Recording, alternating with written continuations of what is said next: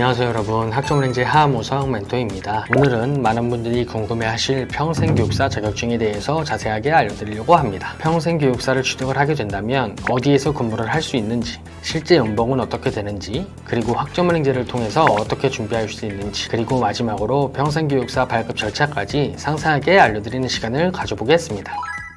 첫 번째, 평생교육사 취업처. 먼저 평생교육사 자격증을 취득을 하게 된다면 어디에서 근무를 할 수 있는지부터 알아보겠습니다. 평생교육사는 국가평생교육진흥원, 각 시청, 도청의 산하에 있는 평생교육원, 그리고 각 지자체에서 운영하는 평생학습관 등 공공기관에서 활동할 수가 있습니다. 또한 주민자치센터, 도서관, 청소년 수련관, 문화센터, 사회복지기관 등 이러한 곳들에서도 근무가 가능한데요. 민간 영역에서도 활발하게 활동을 하고 있습니다.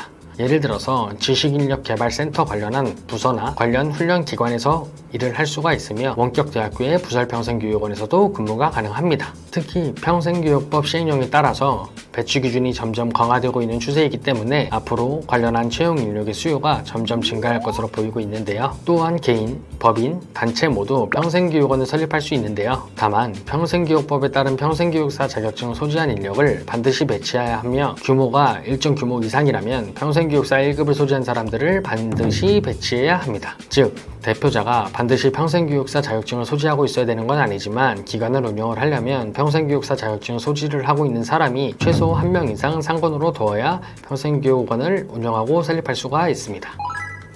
두 번째, 평생교육사 연봉 수준에 대해서 알아보도록 하겠습니다. 그렇다면 연봉은 어느 정도 받을 수가 있을까요? 기관과 지역, 그리고 근무 형태에 따라서 차이가 있지만 보통 신입의 기준을 따를 경우에는 2,600만원에서 3,000만원 사이로 시작하는 경우가 많습니다. 경력이 쌓이거나 팀장, 센터장 또는 관리직으로 올라갈 경우에는 연봉 3,500만원에서 4,000만원 또는 4,500만원 이상도 가능합니다. 특히 공공기관이나 지자체에서 정규직으로 채용이 될 경우에는 복리후생이 잘 갖춰져 있기 때문에 안정적으로 오랫동안 근무할 수 있다는 장점이 있습니다.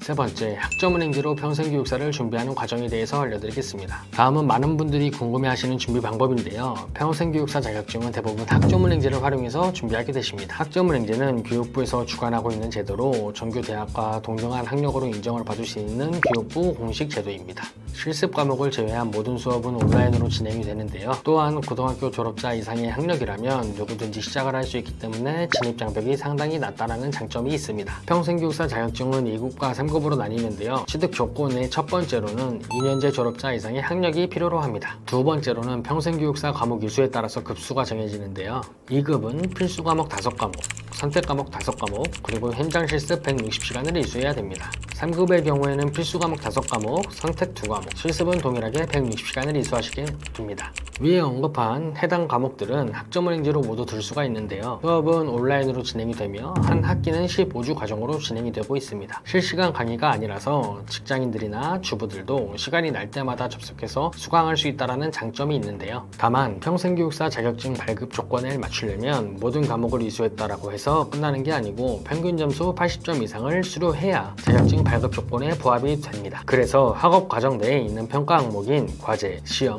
토론, 중간고사, 기말고사 이러한 부분들을 꼼꼼하게 참여해야 합니다. 참고 문항과 자료는 멘토가 제공해 주므로 어렵지 않게 평균 점수 80점을 넘을 수가 있습니다. 마지막으로 중요한 부분은 현장 실습인데요. 직접 평생교육사 실습기관에 찾아가서 160시간의 실습을 진행해야 되는데요. 실습기간은 학습과정을 도와주는 멘토가 실습 신청 방법부터 제출해야 되는 서류, 실습기관과의 시간 협의 등을 자세하게 설명해주고 안내해주기 때문에 큰 어려움 없이 안전하게 실습을 마칠 수가 있습니다.